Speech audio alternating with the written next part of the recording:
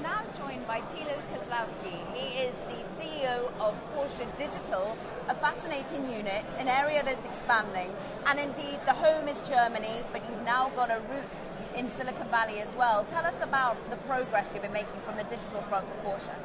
So we started out last year, and we have been operational since September. That's when we started having the first people on board, and prior to that we defined the strategy and really the mission of what we want to accomplish and the organizational form around that as well. We took our time to do that right, because if you don't do this right, then the rest that follows can't be really successful either. So we're hiring more and more people, we're making great progress in that regard. We're trying to find the right leaders for our group, that we have capabilities on the technology side, the business side, and really have that passion on top of it. Because at the end of the day, Porsche really lives off that passion that our products represent. We want to kind of envision this for the digital dimension as well. And we are building now teams around the world, including Silicon Valley. We started doing this year, and we're looking at additional places around the world. So it's a huge effort, but it's a really exciting time to get those right-minded people into our team. You say, of course, that the digital offerings will start to come. How thick, how fast? Paint the picture of what Porsche Digital will look like in the next 5 years.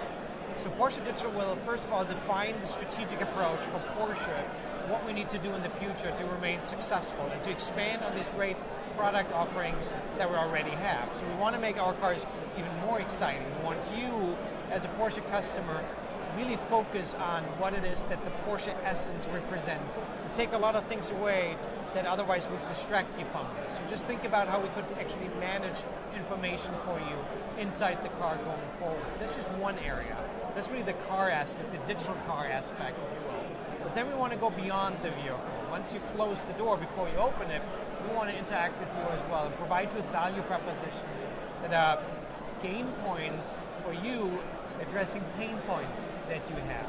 That could be all kinds of things, where we look at your life to make it more productive, make it more exciting, make it more entertaining, and really arrange things for you in a Porsche-like way so that you have less to worry about and really have much more to look forward to. And then of course we're looking into how to make our organization, the company, more productive in the processes that we have. So it's the digital car, the digital customer, and the digital organization. The pain points being parking, traffic, but what about the seamless integration of the human with the car? I'm thinking of an Elon Musk vision where he's seeing part cyborg eventually, but also a sharing of Teslas on the road. Do you see a sharing of Porsches on the road, or Porsche is still very much an individual possession? So, typically you really aspire to the ownership of a Porsche. That's something that we want to kind of preserve. It's something aspirational. There isn't another product that young kids hang a poster up on the wall because they're aspiring towards that product at some point. It's fascinating if you think about it. There isn't really much. Maybe a star celebrity that you would do this with, but not with the product. And that's something that we want to preserve. But we definitely want to go beyond mobility. So there's the car itself, and there's ownership and mobility around it, and then there are other things that are much more lifestyle oriented. And it's really that lifestyle that we want to focus on. Because digitization means you're actually expanding and blurring the lines of a core industry, the industry that you're in, and the product that you currently have. You're going to different areas, new segments. We're doing this by combining physical assets, our vehicles, with virtual dimensions and value propositions that might represent your lifestyle. So that means we want to help you to organize your weekend. We want to do this before you even think about having a need. And doing this in a premium, aspirational way, because we know what you want as a customer. How? Paint that organization for me. I get in the car and it tells me where I should go, how I should park, what I should buy. Even before you get into the vehicle, we'll tell you, this is a nice weekend, the weather looks really promising. We picked for you a route that you should actually take in order to get to a really cool location. We arrange for you a hotel, maybe even a tour along with that, which doesn't have to only be limited to the car. And we will actually look at other ways of how we can enhance your life, maybe even meeting people that are like-minded, and exchange information on a professional level as well as a leisure level. Who do you work with when it comes to the technology giants within the car, and who owns the data? So we work with all the big guys. Currently we talk to a lot of them, as well as new companies. We're looking for innovators, not just on the technology side, but also on the content side. We want to be in the role of orchestrating all of these aspects at the end of the day. make him Porsche-like. We want to Porsche-fy your experience going forward. We have some really cool and wild ideas. And they're based on theories that we have on how technology is going to change. I'm a firm believer in the fact that information, the way we consume it today, is not going to be the way we consume information in the future. Information has to seek us and create an experience around it rather than how we do it today, where we go and use the internet, use mobile devices to get applications and pieces of information. We want to change that completely. And in terms of the data, at the end of the day, it's the customer who owns the data. We only get a permission on behalf of the customer to unify some of this, orchestrate it, and package it in a very meaningful way. And that's very important for us. And we have a trust that consumers give us. Because if you think about it, consumers trust us today with their lives in our vehicles, even on the racetrack. That's a huge promise that just pure technology companies do not have. When therefore you're looking at the demand, can you tell us where it's really revving up on for demand for digital aspects of Porsche? Is it always in America? Is it developed nations? Is it in developing nations?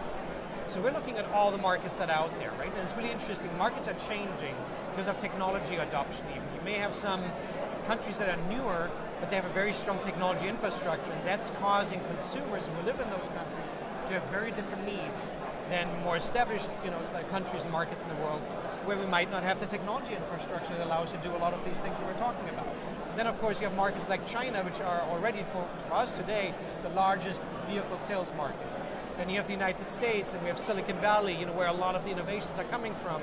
But we also have the core markets, traditional markets like Europe, that are hugely important to us. So we're looking at all of those, and we're making sure that whatever construct we actually put together meets exactly the needs in those markets. But we also believe that there's an opportunity to really have a unified approach, how you actually enable a customer to experience Porsche in the future. You should be recognized as a Porsche customer as soon as you step somewhere inside a building, inside maybe a business. You should be treated differently because we have a certain understanding of what is important to you. We want to make sure that whatever is presented to you, including the data and information and insights, gets to you really fast. That's kind of how our cars are superior on the road. We want to make sure that superior information reaches you in a fast manner, but also in a really meaningful manner. You're a man who knows Silicon Valley well. You've worked there. You're going to be visiting much more often with the hub that you're building there. And you said, in fact, that the future of the automobile, of the car, is being written in Silicon Valley. Are you worried about Silicon Valley and the talent pool amid the Trump administration? I'm not worried about that. To be honest, at the end of the day, it's consumers that are going to create demand and will shape the laws and regulations and a lot of these things. We're watching this very closely, obviously, but we do strongly believe that the attractiveness of an offering ultimately will always find its way to consumers who demand it. And geopolitics in general, then, when you're looking at the UK consumer base, do you look at it with as much confidence now, post the Brexit vote, as you did before? Absolutely we do. And the reason for that is we have a very strong customer base and a huge following in the UK market in particular. It's one of our biggest markets, as a matter of fact. And I don't think that's going to change. Because again, a Porsche you buy not just to get a means of transportation. And our services that we'll offer going forward, you won't just buy or get access to because you just want some information. You do this because you want an experience to go around this. And that's a pretty robust value proposition. And that's something that makes us stronger regardless of how things will change. Where's the biggest competition in the space when it comes to automakers that are getting digital very quickly as well? I think the biggest competition isn't necessarily the car manufacturers. It's other companies trying to get to you as a user, providing with a value proposition that could expand into different areas. But I'm not worried about that, to be honest. What we are envisioning, what we're planning to do is really big. We want to change things, the way we consume and utilize technology. And that means we would become competition with some of those big technology companies in the future. There's a big shift coming. It's based on our assumptions and theories that there's a big shift coming in terms of how consumers are looking to use technology. And we don't want the technology to be in the foreground. We want it to be in the back. We want to lead with the experience and the value proposition that's in the foreground. Technology has to just enable things. That's very different from how a lot of companies are thinking about it. Are you a man who believes that we'll all be sharing vehicles at some point and Uber will be able to get in with the automated vehicle as well? If it's just about transportation, getting really from point A to point B, that's definitely an area that will become more important. And we're looking into those areas as well. We are realizing that you can't be all the time in a Porsche vehicle, so we're looking at end-to-end mobility where we might actually cooperate with other companies as well. But I do believe that we're overestimating the demand for this. Yes, there are young consumers that might not be as interested anymore in the car, don't get their driver license right away, but we have seen that as these same consumers, as they get older, all of a sudden changing their perspective on this. There's a thing about having your own car, especially if you have a family, where you can actually make sure that the kid seat is in there and it's your product, it's your car, it's your environment that's always there when you want it. You don't want to share necessarily a Porsche with everyone. And interestingly, of course, you made an investment. Do you have a mobile phone with you? I do have more of them. You have to repeat the last answer. It was not clear. Oh, okay. What about the stake you took in a venture capital? Say again, sorry? What about the stake I took? We also saw Porsche make an investment in the VC community. Yep. How are we seeing that play out? What sort of stakes do you want to take? What sort of companies do you want to buy into? Yeah, absolutely. It's extremely important for us. That's why we're here, for example, at the NOAA conference. We're looking into finding the right innovators, either established companies that we're working with, like some of the tech companies, as well as new ones that are out there that are really interesting because they would allow us to orchestrate that experience that I talked about earlier. So in order to do that, we want to be right at the forefront of when these companies and ideas are being formed. We want to connect ourselves right with those entrepreneurs when they have just that idea forming in their head and see how we can implement that in our activities.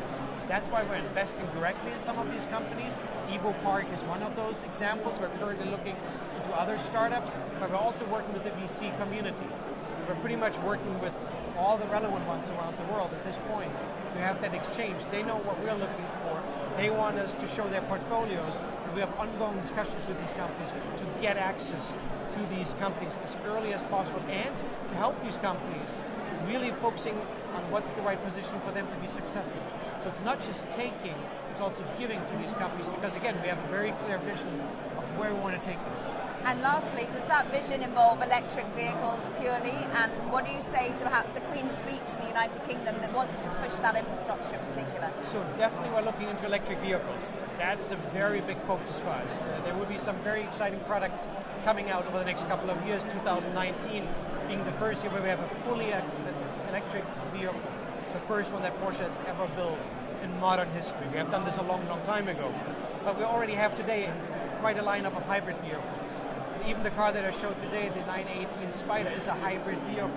It can go fully on electric battery power alone and drive for a certain distance. So yeah, that's a big focus for us because obviously we recognize that there's regulation around the world changing, but more importantly, we recognize that consumers really value the technology as well. We will always make sure that regardless of what kind of powertrain technology we're using, Porsche will remain a Porsche and provide you with that exciting experience that you really want to have the hands on that steering wheel and drive on your own. Thilo Koslowski, it's been wonderful speaking to you. Best of luck with the continued growth in the digital area. Of course, CEO of Porsche Digital there.